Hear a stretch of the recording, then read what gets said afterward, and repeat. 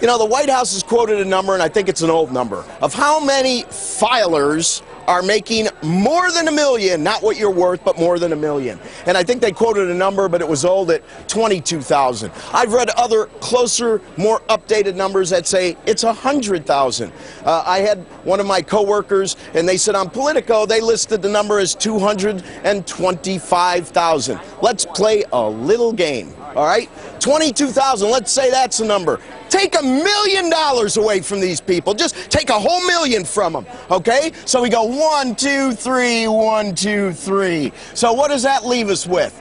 22 billion. Let's take $1 million from this. If this number's right, 1, 2, 3, 1, 2, 3. So what do we have here? We have 100 billion. Let's say the number's 225,000. Let's take $1 million from those people. And what does that give us? That gives us 225 billion. You know what we're going to learn at 2 o'clock Eastern today? For 1 month, our deficit is going to be close to $200 billion. You see what I'm getting at? Gee, let's take $1 billion away from those filers. What does that do? It cleans out 1 month. Let's look at it another way. From October 11th to March 12th, it's our half year. Our fiscal year starts on October 1st.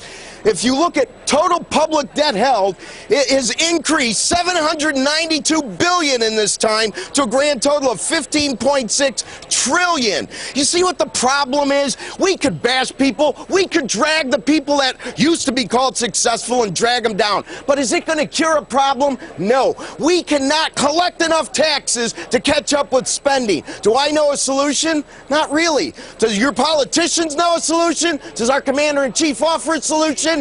Absolutely not! Back to you.